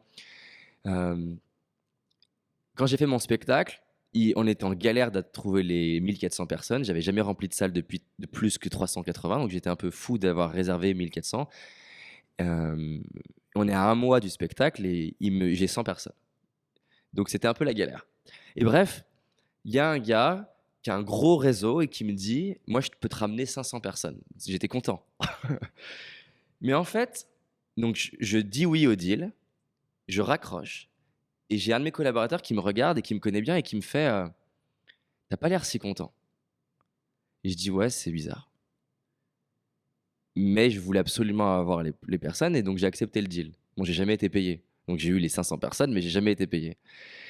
Et il y a eu d'autres conséquences de ce deal. La réalité, c'est que si je refais le film, je le savais en fait. J'avais quelque chose en moi qui me disait c'est pas juste. Mais mon degré d'euphorie à vouloir remplir a primé en termes d'émotion sur ma capacité à prendre des décisions. Ben, refaire le film à l'envers et me rendre compte que ma tragédie, c'est pas un coup de pas de bol, c'est que j'étais dans mes biais cognitifs et j'étais dans mes émotions surtout. C'est pour ça que Warren Buffett il dit que la pire chose pour prendre une décision financière, c'est tes émotions.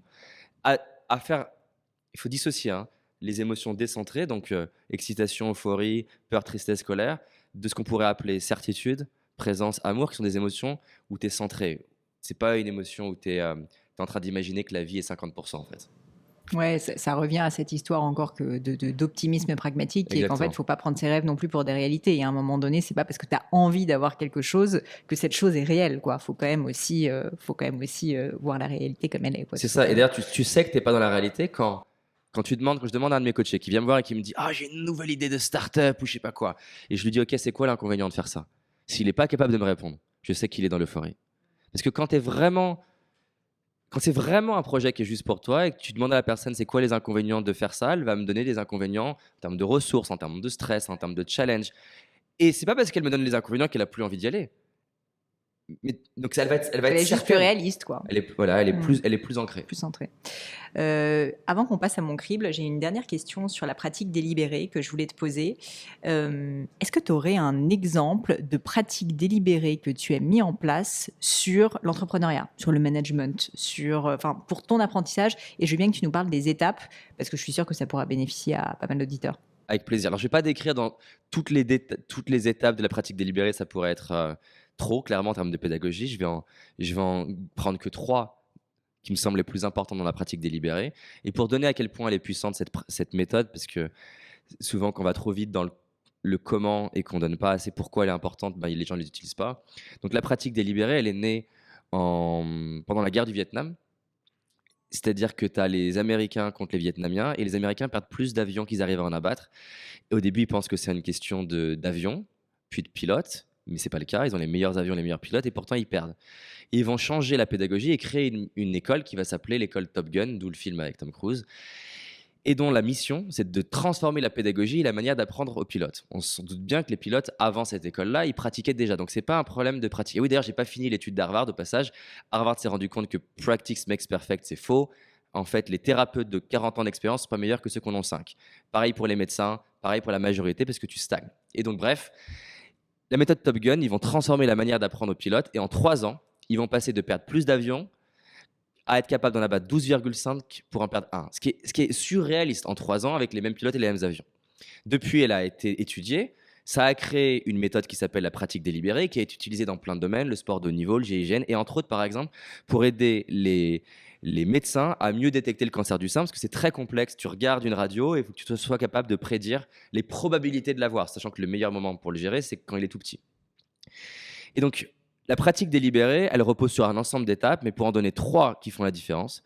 La première chose, c'est que notre cerveau, il est pas bon pour absorber trop de détails à la fois. Donc, la première, c'est découper ma compétence en sous-étapes. Donc, tu me parlais de management. Ça serait de se dire déjà, tu prends une feuille, tu fais 2 lignes donc, perpendiculaires, puis tu en fais 2 autres, ça fait 8 lignes. 8 compétences, c'est de dire, ça serait quoi les 8 compétences qui déterminent un bon manager? À toi de déterminer pour toi ce que tu penses que c'est. Est-ce capacité à donner du feedback, capacité d'écoute, capacité à challenger, capacité à créer un process. Tu choisis les 8. Tu t'évalues de 1 à 10 sur les 8 compétences aujourd'hui. Si tu veux peut-être donner un petit peu de boost d'estime, tu t'évalues où tu étais il y a 5 ans. Comme ça, tu vois que tu as progressé. Et tu te dis, OK, de ces 8-là, laquelle de ces 8 est la plus importante, la plus stratégique sur laquelle progresser? Peut-être c'est ma capacité à donner du feedback. Parce qu'il y a plein de gens qui pensent qu'ils savent donner du feedback, mais c'est un vrai skill, c'est une vraie compétence. Donc, je vais me focaliser uniquement, non plus sur manager, mais sur donner du feedback. La deuxième chose, du coup, ça va répéter, mais c'est 2 choses différentes. La clé dans la pratique délibérée, c'est que notre cerveau est très mauvais pour apprendre si le temps entre la performance et le feedback est long. Et la raison pour laquelle les médecins généralistes ne progressent pas après 5 ans, c'est que tu fais un diagnostic à ton patient, mais ton patient, tu le revois des fois jamais ou dans longtemps. Et donc, il s'écoule très longtemps entre tu as fait quelque chose et tu sais ce que ça marche ou pas. Et c'est pour ça que les chirurgiens, ils se rendent compte qu'ils progressent plus vite, sans le savoir, parce que quand tu fais une incision, tu as le corps du patient qui réagit immédiatement et le cerveau du chirurgien crée ce qu'on appelle des modèles mentaux qui lui permettent d'affiner sa carte mentale inconsciente pour être plus performant la prochaine fois. Donc, la clé pour apprendre, c'est de réduire le temps entre la performance et le feedback. Il y a plusieurs manières de le faire. L'idéal, si on a les ressources financières ou des amis, c'est d'avoir quelqu'un qui t'en fait un. Donc, par exemple, si on prend le management, d'avoir un mentor qui va t'observer et te dire, là, quand tu as fait le feedback, tu as commencé de telle manière, tu aurais pu t'y prendre de telle manière. Ça peut être, moi par exemple, je voulais être plus à l'aise socialement, je l'ai appliqué ce que je viens de te dire dans plein d'endroits. Je mettais mon écouteur dépassé de mon t-shirt, j'allais dehors à la Saint-Patrick, aborder des gens et je débriefais ma Saint-Patrick sur comment j'avais abordé des inconnus. Je pense que j'ai encore des audios de l'époque et c'est douloureux mais essentiel. C'est-à-dire que entre ce que tu t'imaginais de comment tu avais fait et quand tu écoutes l'audio, tu fais wow, en fait, j'aurais même pas envie de lui parler à ce gars.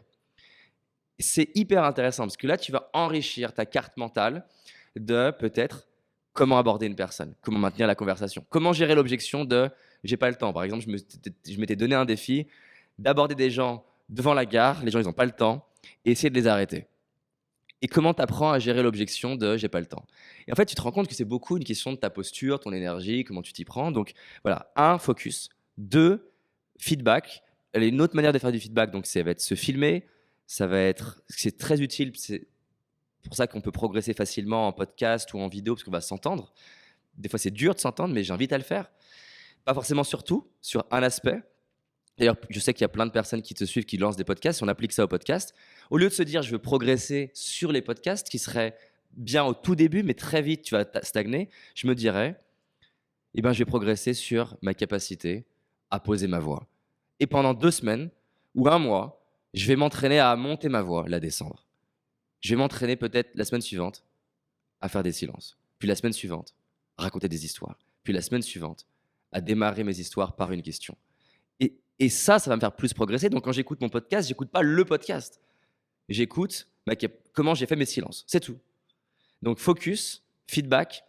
Et la troisième manière, pas la troisième manière, la troisième étape essentielle, c'est d'avoir une image mentale de à quoi ressemble la performance à un autre niveau.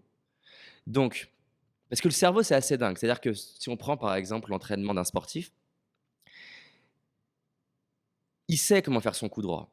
Le problème souvent, c'est pas qu'il ne sait pas faire. Le problème, c'est son stress, c'est le bruit intérieur, c'est les gens qui le regardent, c'est son coup droit précédent qu'il a raté. Donc, il s'agit d'enlever les interférences mentales.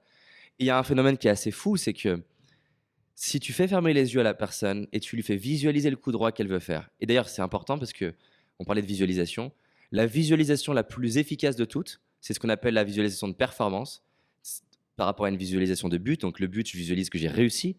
Visualiser une performance, c'est je visualise mon geste ou je visualise comment je vais être détendu avec Pauline Léniaud, par exemple. Ça marche vraiment beaucoup. Donc, je vais faire fermer les yeux à la personne ou je vais fermer les yeux et je vais m'imaginer en train de faire mon geste. Et au moment où je le fais, c'est un peu bizarre, mais je demande à mon inconscient de m'aider à le faire. Et consciemment, je n'essaie pas d'être bon. Et ça booste les performances de manière incroyable. Tu essayes juste d'exécuter le geste de la manière dont tu l'as vu, mais tu n'essayes pas de te dire je vais cartonner. J'essaie ni de me dire que je vais cartonner, ni même de penser aux détails. C'est-à-dire qu'en fait, je fais l'exercice les yeux fermés. Il le faisait avec le pilote. Ferme les yeux, tu vas visualiser comment tu fais telle esquive. Mais au moment où tu vas être en train de le faire, on oublie l'entraînement. C'est-à-dire que c'est un exercice en 2 temps. Un temps où j'ancre le truc au ralenti et un temps où quand je vais être dans le faire, je me demande rien. Voire même dans certains cas, par exemple, si on prend la prise de parole, il y a des gens, ils ont beaucoup de mal à enlever leur E. Et si tu leur dis enlève les E, ça va être pire. Parce que qu'est-ce qui va se passer? Ils vont se tendre et ça va être pire. Et souvent, je leur dis, donc je leur fais visualiser. Je leur fais visualiser qu'ils sont détendus et calmes, que physiquement leur ventre s'est détendu, qu'ils prennent plus leur temps, que du coup, avant de parler, ils remplacent les « e » par une respiration. Je leur fais visualiser. Et ensuite, une fois qu'on va dans la performance, je leur dis « fais un maximum de « e ». Et paradoxalement, ça libère la pression. Et du coup, ils y arrivent mieux. Ils se disent « waouh, j'y arrive ». Et plus ils galèrent, plus je leur dis « je veux que tu fasses des « e ». Donc voilà, c'est très intéressant comme outil. Clairement, franchement, on pourrait te réinviter sur le podcast pour en parler pendant des heures. Je suis sûre qu'il y a plein d'autres exemples que tu as appliqués en plus à ta vie, mais je note pour le management, je pense qu'il y a... Management, prise de parole, podcast, même on pourrait en parler, sexualité. C'est dingue ce que tu peux développer en faisant une chose à la fois. Enfin, c'est ouf. David, comme le temps passe, je vais passer à mon crible. Okay. Première question, est-ce que tu as connu un grand échec ? Qui est finalement l'échec qui te plaît le plus parce qu'il t'a appris quelque chose d'important sur la vie ou sur toi-même? En fait, elle est drôle cette question d'échec parce que déjà, je passe mon temps à transformer la vision des gens de l'échec. Donc déjà, c'est pour ça que quand tu me le dis avec ce mot-là, c'est comme si ça créait un bruit, un flou dans ma tête parce que je passe mon temps à aider les personnes via des études scientifiques ou des exemples ou prendre l'histoire d'Oprah ou plein de personnes que l'échec et la réussite sont deux côtés d'une même pièce qui sont inséparables. Et donc, le meilleur moyen d'ailleurs de ne jamais réussir, c'est de ne jamais vouloir échouer. Un autre paradoxe que j'adore. Donc, bien sûr, il y a des moments que j'ai vécu comme un échec sur le moment, mais qu'après coup, comme je disais, c'est un médicament douloureux dont le patient avait besoin. Il y en a plein. Alors, c'est choisir, c'est pas facile. Il y en a un, je sais pas, c'est pas vraiment un échec. Après, je te prends un échec, promis. Mais il y en a un qui me vient parce que il est riche pour moi, il a été douloureux. C'est pas un échec parce que je l'ai pas provoqué, mais c'est plutôt une difficulté. C'est ce qui s'est passé lié au Covid. C'est-à-dire que, pour donner du contexte, avant Covid, 65% de mon chiffre d'affaires était événementiel. Donc en mars 2020, il y a les premiers confinements. C'est douloureux. Quand tu as d'un coup tous les clients qui te contactent en disant mais comment on fait pour les événements et les formations, on veut être remboursé, qu'on contacte les hôtels et que eux ils ont mieux prévu que nous sur comment ils peuvent ne pas nous rembourser. Et donc tu as des charges et pas forcément les entrées, les recettes. Et certains clients qui ont accepté d'attendre, mais il faut quand même gérer, ils nous demandent le calendrier, mais on ne peut pas leur donner. En fait, on ne sait pas. On ne sait pas ce qui va se passer en mars 2020. Et que tu vois ton ta trésorerie qui descend chaque mois, ça, c'était vraiment très douloureux. Surtout que j'avais pas envie de licencier des personnes avec qui on a passé des mois à aller chercher, des mois à construire une relation ensemble. Et de ces mois de galère, j'ai appris un truc qui est vraiment que je savais déjà, mais comme tu le disais, entre savoir quelque chose et l'exécuter, c'est tout un monde, et c'est dans l'exécution que la magie, elle naît. Et depuis, je pense que je pourrais me la tatouer tellement j'adore cette idée-là. Je l'ai même d'ailleurs, je me suis créé un jeu d'échecs et je l'ai fait graver dessus. C'est une phrase qui dit: l'essence de la stratégie, c'est choisir. Alors, je vais la dire en anglais, je vais la traduire après. The essence of strategy is choosing what not to do. Donc, l'essence de la stratégie, c'est de choisir ce que tu ne fais pas. Voilà. Une autre manière de le dire, c'est l'art de gagner la guerre. C'est l'art de choisir. C'est l'art de gagner la guerre, c'est pas l'art de gagner toutes les batailles, mais c'est l'art de gagner la bataille qui compte. Et moi, je pense comme plein de personnes qui nous écoutent, et c'est assez fort chez moi, le phénomène un peu du chien avec la croquette. Tu lui lances une croquette, il va la chercher. Tu lui lances une croquette avant qu'il la touche, je vais la chercher, l'autre croquette. Donc de partir dans plein de directions, avoir plein d'idées, vouloir lancer plein de produits, plein de nouvelles séries de vidéos, faire des choix, c'est pas évident. Et bien là, je me suis dit, pour la première fois de manière si violente, on va gagner qu'une seule partie. Et donc c'était vraiment violent parce que on s'est dit, ok, c'est lequel de tous nos produits qui peut nous faire survivre. C'est laquelle des stratégies marketing. On va arrêter d'être sur tous les réseaux, on va arrêter de développer 8 produits à la fois, on va arrêter de développer plein d'audiences à la fois, on va faire un produit, un canal, une stratégie marketing, on va faire qu'une seule chose, on va mettre toutes les équipes sur notre objectif, c'est faire que ça jusqu'à ce qu'on survive. Et donc de mars à octobre, le chiffre d'affaires il descend chaque mois, on perd plus d'argent qu'on arrive à en gagner, et en plus on se focalise pour réinventer quelque chose. Et donc on va réinventer notre école de coaching d'une école qui est purement présentielle dans la salle à une école virtuelle. On va investir sur un studio en vidéo pour avoir des grands écrans, voir les gens à taille réelle, pouvoir voir 100 participants avec leur tête à taille réelle, investir sur ça, essayer de transformer la pédagogie en se disant bah, tiens, qu'est-ce qu'on peut faire en virtuel qu'on ne pouvait pas faire en salle, changer l'offre parce que les gens ne vont pas être prêts à payer les mêmes tarifs, essayer de se dire comment on peut aller chercher des Canadiens qui avant pouvaient plus difficilement venir, on en avait quand même, mais bah, voilà, faire venir tous les 2 mois à Paris, c'était pas évident.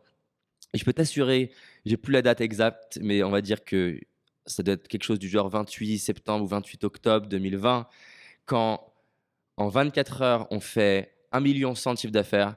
Je peux t'assurer que c'était ouf à plein de niveaux, en fait. C'était ouf, déjà, l'oxygène, de la respiration, de dire ça faisait du bien. C'était ouf aussi pour l'équipe de se dire c'était une victoire collective, ça devient même un symbole qu'on peut réutiliser en disant regardez ce qu'on peut faire quand on se concentre ensemble.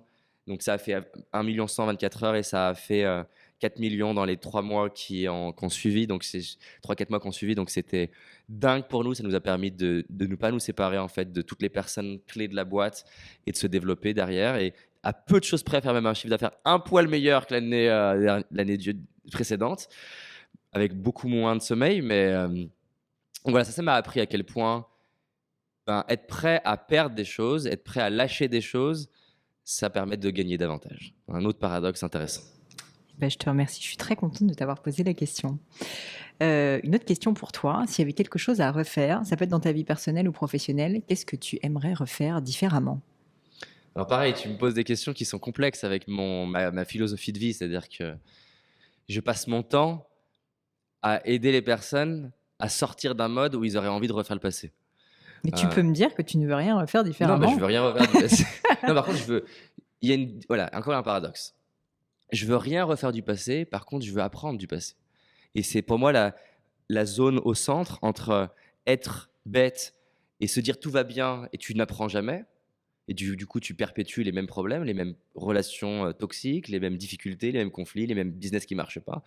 Et l'opposé, qui est la culpabilité, qui a le bénéfice souvent de te faire apprendre, mais qui a l'inconvénient, la culpabilité, c'est quand même un poids au quotidien. Donc, par contre, je pourrais te dire de quoi j'ai le plus appris. Donc, je te parlais de mon spectacle, 380 personnes. Et donc, j'avais jamais fait de spectacle et j'avais jamais fait plus de 380 personnes. Et dans mes délires de la version de moi, donc on est en 2014, de 25 ans, où j'avais clairement un biais très optimiste, je me suis dit qu'on pouvait réserver une salle de 1200 personnes. Je dis 1400, tu vas comprendre pourquoi. Donc, à un mois avant, j'ai 100 personnes sur 1200. Et pour donner du contexte, la première que j'ai fait du spectacle, donc elle était le 4 septembre et le premier spectacle est le 14 octobre. Donc, et sachant que le 4 septembre, la veille, j'ai toujours pas écrit mon spectacle. Tellement j'étais stressé à faire ce truc-là. C'est ma femme qui m'a poussé à écrire des trucs tellement j'étais stressé de faire ce truc-là. C'était une revanche sur le David, mal dans sa peau, timide, qui n'ose pas sortir sa voix. Et bref, donc c'est la terreur de faire ce truc-là. C'est une galère de remplir. On va réussir à le remplir, comme je te disais, avec les 500 personnes et le fait de communiquer pendant un mois comme un bourrin pour arriver à le remplir. Il va s'avérer que du coup, j'ai pas du tout bien géré la billetterie. Donc c'est censé être une salle de 1200 personnes. Mais en fait, il y a 1500 personnes qui vont venir. Il y en a 200 qui vont pouvoir quand même rentrer malgré les normes de sécurité. Ils vont accepter le Pasino d'Aix-en-Provence. Donc on va avoir 200 de plus. Mais au bout d'un moment, ils disent stop. Et en fait, j'ai une équipe qui a jamais géré 1200 personnes. J'ai une équipe qui a jamais géré 100 clients qui viennent de Belgique, d'Afrique du Nord, du Canada, qui ont pris leur billet, qui se retrouvent devant la salle, à qui ont dit non. Moi, je suis paniqué, stressé. J'ai mon bras droit qui veut essayer de m'épargner et pas me dire ce qui se passe. Sauf que le spectacle est censé démarrer à 20h. À 20h40, je suis toujours pas sur scène. Et il me dit pas ce qui se passe. Il me dit rassure-toi, tout va bien. Mais sauf que je pense que je vivais du stress avec lui. En plus, j'avais jamais fait plus que 380 de toute ma vie. Hein. Donc, je suis monté sur scène. J'ai démarré à 20h40. J'ai fini à la même heure que d'habitude. Tellement j'étais stressé et je parlais vite. Ça a été un moment douloureux, ce spectacle, quand j'ai su ce truc-là. Derrière, d'ailleurs, j'ai mis au moins 3 ans ou 4 ans à vouloir refaire une salle de plus de 1000 personnes. Ça a été un peu traumatique comme truc. En plus, j'avais investi dans des grues vidéo. J'avais prévu de faire sortir le DVD. Oui, c'est prévu de sortir plutôt un Gad Elmaleh plutôt, tu vois, de sortir un DVD du spectacle. Mais forcément, j'ai jamais eu envie de sortir le DVD.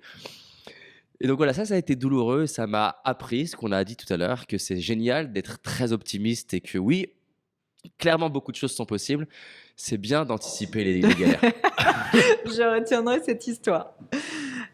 Encore une question. Est-ce que tu as une maxime, une citation qui est particulièrement importante pour toi, que tu pourrais partager avec nous? J'en ai plein, mais je vais t'en choisir une que en ce moment je dis beaucoup. C'est celle d'Einstein qui dit si tu es un poisson et que tu passes ta vie à te comparer à un singe par sa capacité à monter à l'arbre, tu vas te sentir stupide toute ta vie.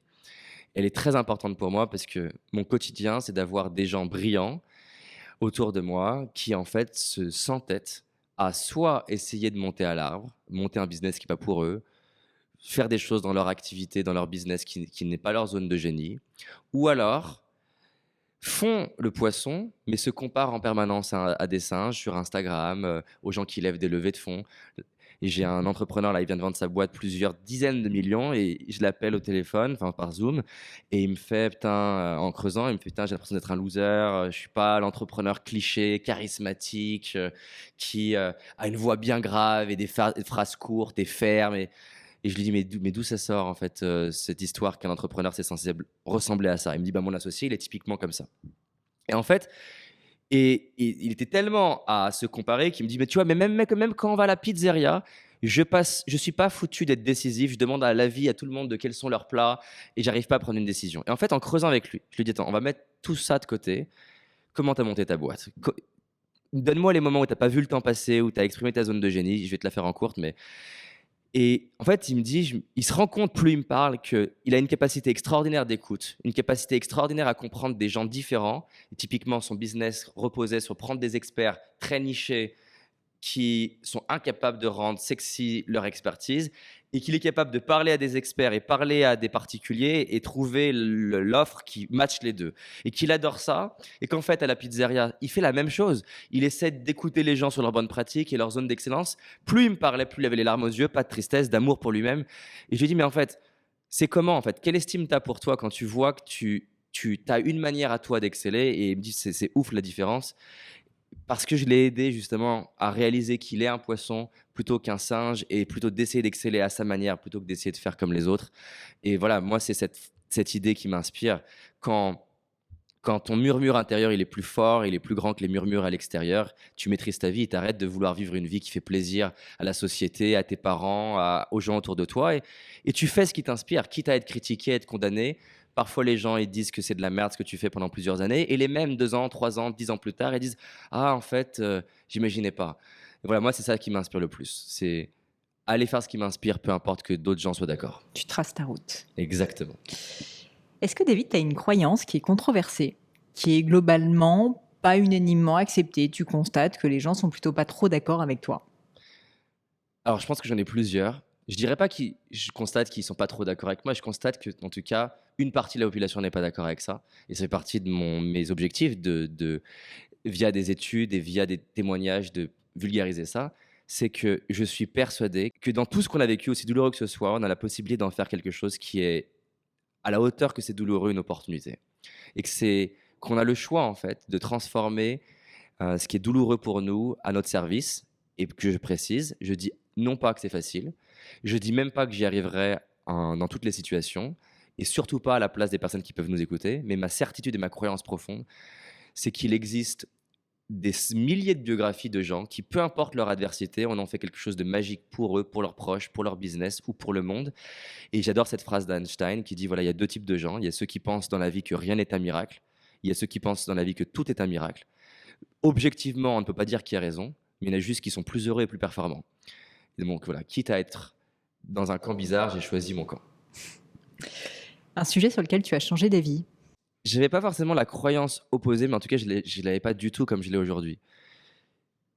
Je réalisais pas à quel point créer un business qui marche se joue. En fait, la partie la plus importante de toute pour moi aujourd'hui, c'est l'équipe. Et avant, c'est pas que je croyais l'opposé, mais c'était en dehors de mon radar. Entreprendre, c'était créer un super produit, bien le marketer. C'est tout. Et aujourd'hui, en fait, mon obsession, c'est que 2 choses. Trouver les bonnes personnes, leur donner le contexte pour être épanoui et exceller.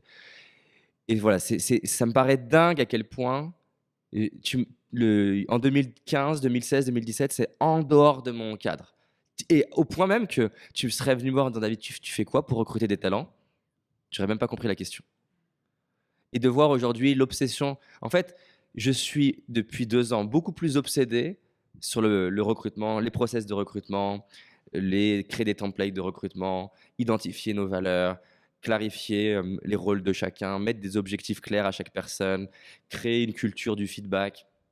En fait, voilà ce truc de la clé.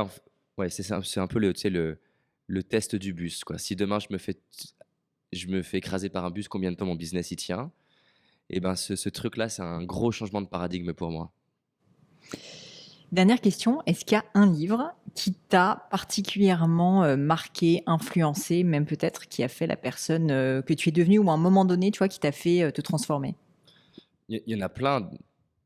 C'est dingue pour moi d'ailleurs le pouvoir des livres, et j'en profite pour le redire, mais c'est ouf. Le nombre alors il y a plein de livres pourris, mais quand gra- grâce à Amazon, tu as quand même la possibilité de choisir quand même des livres qui sont vraiment bien notés, et c'est dingue. Tu as l'opportunité des fois de t'asseoir avec quelqu'un qui a mis 10 ans à condenser sa sagesse, ses insights. Il y en a plein.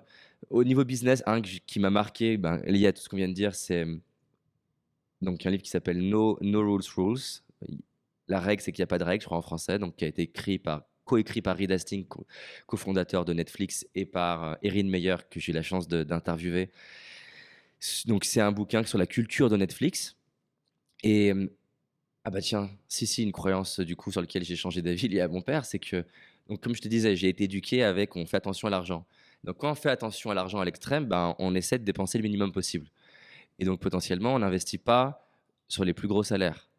Et donc, ça crée des problèmes parce que ça crée pas forcément une culture de performance. Et une des choses que ce bouquin m'a aidé à faire évoluer, c'est le conflit que j'avais, c'est que j'entendais plein de gens qui me disaient mets de la valeur sur les équipes, mais en fait, c'est incomplet. Si tu mets de la valeur sur les mauvaises personnes, ça sert à rien. Et le Netflix, leur système, c'est de dire on va être obsessionnel pour trouver des top performers. On va mettre un effort qui est 2 fois plus élevé que la moyenne. On va, en retour, être prêt à payer plus que la moyenne et pas que payer et créer une expérience pour eux qui soit au-dessus. Et ce combo-là, en fait, de dire je vais donner plus et du coup recevoir plus, parce que c'est des top performers, et qu'il associe à un autre concept dont il parle quand il a la première crise de Netflix où ils sont obligés de licencier la moitié des gens et qu'il a peur de la survie de Netflix. Alors, on est aux États-Unis, on n'est pas en France, donc c'est plus facile de licencier. Euh, et qui se lève le matin 2 semaines plus tard et qui se rend compte qu'en fait, ils sont moins nombreux, mais que la boîte, elle avance plus vite. Et il va créer un concept qui s'appelle Talent Density et qui dit qu'en fait, c'est encore plus important que d'avoir des talents. Ce qui est plus important, c'est la proportion de talents sur le nombre de gens que tu as. Parce que des talents ensemble, c'est un peu Van Damme, quoi. 1 + 1 = 11. Et des talents ensemble, tu crées une culture, en fait. Tu crées une culture de génie. Et dans le bouquin, elle parle, Erin Meyer, d'une étude ils prennent 4 personnes, ils mettent un acteur au milieu, dont les gens ne savent pas que c'est un acteur, et qui va faire différentes choses en fonction des groupes. Donc, par exemple, il se met comme ça sur la table, où à chaque fois qu'il y a une remarque ou une idée, il fait. Et en fait, il mesure la performance du groupe avec une seule personne sur 4. On pourrait se dire que c'est 25% en moins, mais en fait, c'est dingue l'influence d'une personne sur les 4. Il arrive à faire, je crois, descendre de 70% la performance juste en changeant son humeur. La bonne nouvelle d'ailleurs, c'est que quand tu crées la bonne culture, les 3 personnes peuvent arriver largement à le compenser. Donc voilà, ce truc d'être prêt à mieux payer, mais pas que mieux payer les bonnes personnes et du coup essayer de créer un pool de gens qui matchent avec la culture et qui ont envie, qui sont ambitieux. Et pareil avec ce truc-là, d'assumer plus ta culture en fait. Et je sais pas si tu es dans ce bouquin-là, mais moi un des trucs, tu vois souvent les valeurs, un des souvent on met des valeurs, mais j'aime bien cette idée qu'une vraie valeur, c'est quelque chose une vraie valeur, c'est quelque chose dont les gens doivent être capables. Une vraie valeur, c'est quelque chose dont une partie des gens peuvent croire l'opposé, peuvent être d'accord avec l'opposé. S'il y a personne qui est contre ton idée, c'est pas une valeur. Et j'aime beaucoup ce truc-là. Typiquement, l'ambition, c'est une valeur parce qu'il y a des personnes qui vont dire, moi, je suis pour la simplicité. Et j'aime ce truc-là parce que ça permet d'être plus polarisant pour qu'il y ait des gens qui, quand ils lisent ton offre d'emploi, se disent ah, horrible. Et à l'inverse, des gens qui ils lisent ton offre d'emploi, ils mettent à la poubelle tout ce qu'ils ont vu à côté, ils se disent ça, c'est pour moi. Et ça m'a aidé à assumer plus qui on était. Et typiquement, ils sont un peu extrêmes sur le côté ambition. Mais dans mon offre d'emploi, tu verras, hein, c'est vraiment marqué, inspiré de Netflix, à quel point j'aime la culture de performance. J'ai des photos de Michael Jordan. Et j'assumais pas parce qu'il y a un peu ce côté, en plus en France, on aime moins l'ambition. Et j'assumais pas ce côté que j'aime la performance, surtout dans le coaching, où on s'attend de moi que je crée un univers bisounours. Non, j'aime être performant et j'aime être avec des gens qui aiment ça. Génial, David. Écoute, je te remercie 1000 fois. Alors, la dernière question est la plus simple. Où est-ce qu'on peut te retrouver si jamais on veut suivre peut-être tes coachings, si on veut aussi qu'on est entrepreneur et il y en a beaucoup qui nous écoutent et des dirigeants d'entreprise qu'on veut peut-être souscrire aussi à l'une de tes offres, ou si juste on veut te suivre sur les divers réseaux. Ou te contacter en direct peut-être. Ah, ça va être J'espérais, tu vois, que pour mon podcast, tu fasses une petite exception, mais bon, ça, T'as j'accepterai. trop de succès pour ça. C'est vrai qu'on m'a dit que souvent c'est Ouais, un cadeau empoisonné. exactement. Donc, sur LinkedIn, qu'on développe de plus en plus, et c'est un réseau que j'aime beaucoup parce que typiquement, il y a plein de gens brillants avec des vies complexes. Ouais. Sur notre chaîne YouTube Business Tribe, où il y a plein d'entrepreneurs. Et pour ceux qui ont un amour de la psychologie, ma chaîne YouTube à moi, David Laroche. David, je te remercie. Avec plaisir.